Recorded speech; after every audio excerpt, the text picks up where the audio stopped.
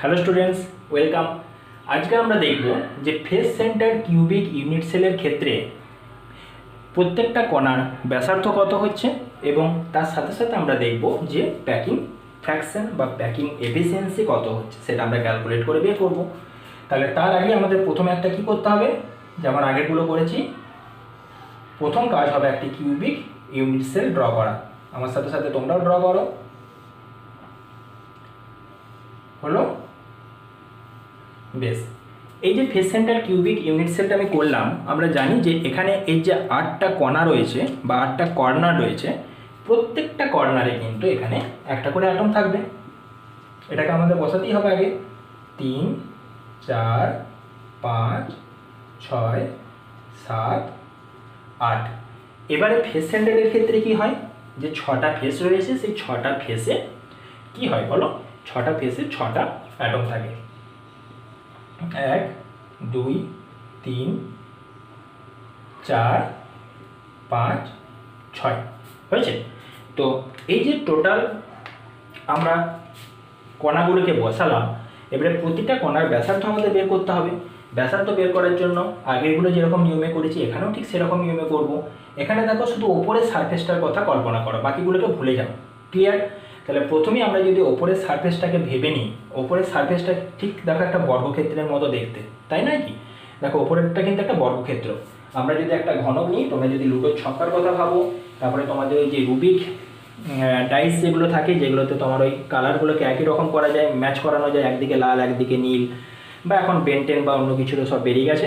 তো এটাকে যদি আমরা এই স্ট্রাকচারটার কথা ভেবে নিই, তাহলে এই যে সারফেসটা, এই সারফেসটা কিন্তু এখানে বর্গাকার হয়েছে। তো এই যে সারফেস, এই সারফেসটাকে যদি বর্গক্ষেত্র হয় এবং এর নামটা আমাদের নিজেদের সুবিধার্থে, ধরে এটা এ দিলাম, এটা বি দিলাম, এটা সি দিলাম এবং এটা ডি দিলাম, তাহলে পরে এ থেকে সি পর্যন্ত বা এসি বাহুটা কিন্তু কর্ণ, তাই নয় কি? বেশ, এবারে আমরা কি করব, এই যে কর্নারে অ্যাটমটা রয়েছে, এর যে টোটাল রেডিয়াস সেটা বের করব, মাঝেরটা বের করব এবং লাস্টেরটা বের করব। এখানে একটা জিনিস লক্ষ্য করে দেখো, আচ্ছা এটাকে একটু এখানটা করে দিই, তাহলে ছবিটা ঠিকঠাক হবে। তোমার ধরো এখানটা করে দিলাম, একদম ঠিক মিডিল পোর্শন করে, হয়েছে? আচ্ছা, এই যে অ্যাটমটা রয়েছে, এই অ্যাটমটার এটা হচ্ছে ব্যাসার্ধ বা আর, এই পোর্শনটা আর, এটা আর, তার মানে এটা ব্যাস হয়ে গেল 2r, আর নিচেরটা হচ্ছে আর। অর্থাৎ আগের মতনই এখানেও আমরা টোটাল এসি সমান পেয়ে গেলাম আর প্লাস আর প্লাস আর প্লাস আর, অর্থাৎ 4r। এখন আমরা এই এসি এর মান বাহু অনুযায়ী বের করব। আমরা জানি যে প্রত্যেকটা যে বাহু, এই প্রত্যেকটা বাহুর দৈর্ঘ্য কত হবে? প্রত্যেকটা বাহুর দৈর্ঘ্য হবে এ। কেন এ? কারণ এটা হচ্ছে একটা ঘনক, ঘনকের ক্ষেত্রে প্রতিটি বাহুর দৈর্ঘ্য হচ্ছে সমান, তাই আমরা এখানে প্রতিটা বাহুকে আমরা এ ধরব। এবং আমরা জানি ঘনকের ক্ষেত্রে প্রত্যেকটা কোণ হচ্ছে 90 ডিগ্রি করে, তাই এই যে এ বি সি ড্র করা হয়েছে, এটা স্ট্রাকচারটা অ্যাকচুয়ালি হবে এরকম, এটা এ, এটা বি, এটা সি, যেখানে এটা হচ্ছে 90 ডিগ্রি। যদি এটা 90 ডিগ্রি হয়, এসিটা হয়ে যাবে অতিভুজ, এবিটা হবে লম্ব এবং বিসিটা হবে ভূমি। তাহলে এবির দৈর্ঘ্য এ, বিসির দৈর্ঘ্য এ, এসিটা হচ্ছে অতিভুজ, এটা আমরা বের করব।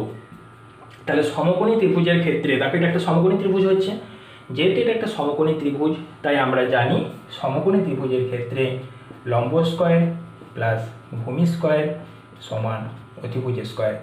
তাহলে এখানে ভূমি কত, এবি কত, এ স্কয়ার, এটাও এ স্কয়ার সমান এসি স্কয়ার।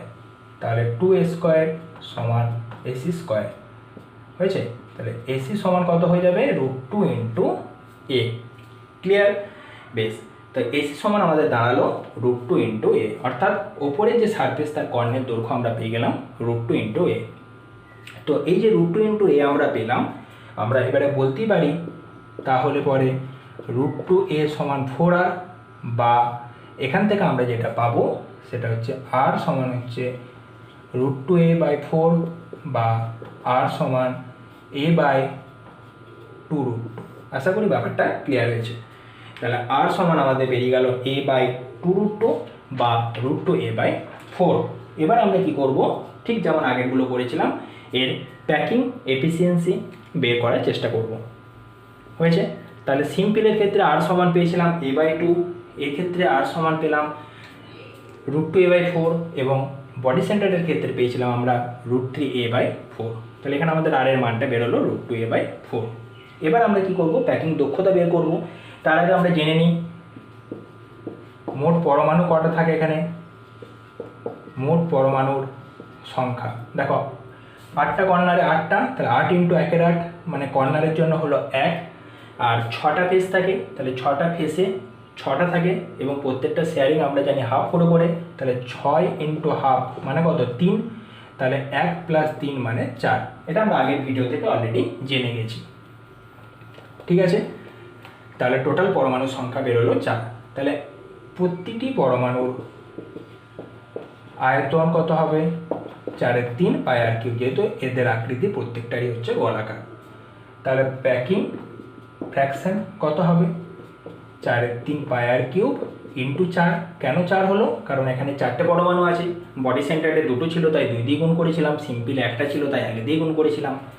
বাই হচ্ছে পুরো একক কোষের আয়তন, অর্থাৎ a³। তাহলে এটা কত বেরোলো, 16/3 πr3 বাই a³। তাহলে a³ এর মান কত হবে, দেখো a³ এর মানটা আমরা এখান থেকে পেয়ে যাব।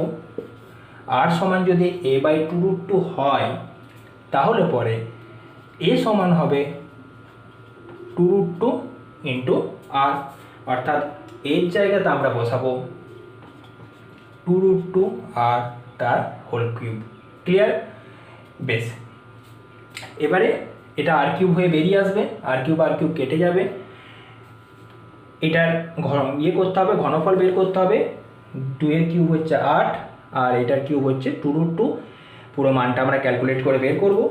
ক্যালকুলেট করে বের করার পরে আমরা যে মানটা পাবো সেটা কি দাঁড়াবে, 0.74। ক্লিয়ার? অর্থাৎ এখান থেকে আমরা এটা লিখতে পারি যে অতএব প্যাকিং দক্ষতা হচ্ছে 0.74 × 100, 74%। তাহলে একটা জিনিস লক্ষ্য করে দেখো, বডি সেন্টারে ছিল 68, এখানে হয়ে গেল 74। এটা মুছে দিই, লেখা হয়ে গেছে নিশ্চয়ই। বেশ, না হলে পজ করে লিখে নিও ভিডিওটা। তো এখানে আমরা পেলাম 74%। তার মানে আমরা বুঝতে পারছি যে ফেস সেন্টারের ক্ষেত্রে আরও প্যাকিং দক্ষতা বাড়াটা স্বাভাবিক। তার কারণ দেখো 6খানা ফেসে 6খানা অ্যাটম রয়েছে, তাদের প্রত্যেকটা শেয়ারিং হচ্ছে হাফ করে, তার মানে আরও 3টে অ্যাটম কিন্তু এখানে বেড়ে গেছে। তাহলে সিম্পলে ছিল 1টা, বডিতে ছিল 2টো আর ফেসে হলো 4টে। তাই যত পরমাণুর সংখ্যা বাড়বে তত তো এটা তো স্বাভাবিক ব্যাপার যে তত প্যাকিং দক্ষতাটাও বাড়বে, কারণ অ্যাটমগুলো বা কণাগুলো তত বেশি জায়গা অকুপাই করে থাকবে, তাই শূন্যস্থানের পরিমাণটা কমবে। তাই এখানে শূন্যস্থানের মাত্রাটা হবে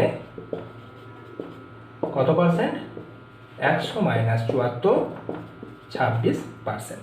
তো এই হলো 3টে টাইপের কিউবিক ইউনিট সেলের প্যাকিং এফিসিয়েন্সি বের করার সূত্র এবং প্যাকিং এফিসিয়েন্সির মান। তো তোমরা প্রত্যেকটা আমি যেভাবে করলাম সেগুলো একটু খেয়াল রাখবে। দেখো মোটেও সোজা নয়, কঠিন নয়, প্রত্যেকটা জিনিস খুব সোজা। ঠিক আছে, এখানে দেখো এটা 4r, ঠিক আছে, 4r সমান আমরা কীভাবে বের করলাম, √2a। আমরা ডাইরেক্ট এটাও বলতে পারি, যেহেতু এটা একটা দেখো উপরের সারফেসটা বর্গক্ষেত্রে কর্ণের দৈর্ঘ্য তো আমরা জানি যে √2 × বাহু, সেটা কীভাবে আসে সেটা আমি বের করে দেখালাম। তাই একটু করে পার্ট যদি বের করে দেখাও তাহলে জিনিসটা সুবিধা হবে। তাই আমি যেভাবে করলাম সেভাবেই তোমরা একটু প্র্যাকটিস করবে, কারণ পরীক্ষাতে যদি এই কোশ্চেনটা আসে মোটামুটি ধরো 3 নাম্বার কি 4 নাম্বার দেবে এবং খুব ইজিলি নাম্বারটা পেয়ে যাবে। ক্লিয়ার? আচ্ছা, পরের ভিডিওতে আমরা কিছু প্রবলেম অ্যান্সার ডিসকাস করব এবং নেক্সট পার্ট যেটা কোঅর্ডিনেশন পার্ট, সেই পার্টটাতে আমরা চলে যাব এবং কোঅর্ডিনেশন নাম্বারগুলো আমরা বের করব। তো আজকের ভিডিওটা এতটাই। তোমরা এতটা অবধি বাড়িতে খুব ভালো করে মন দিয়ে পড়াশোনা করো এবং প্রত্যেকটা জিনিস ভালো করে খাতাতে লেখো এবং তার সাথে সাথে টেক্সট বইগুলো ফলো করো। ঠিক আছে? ওকে, থ্যাংক ইউ।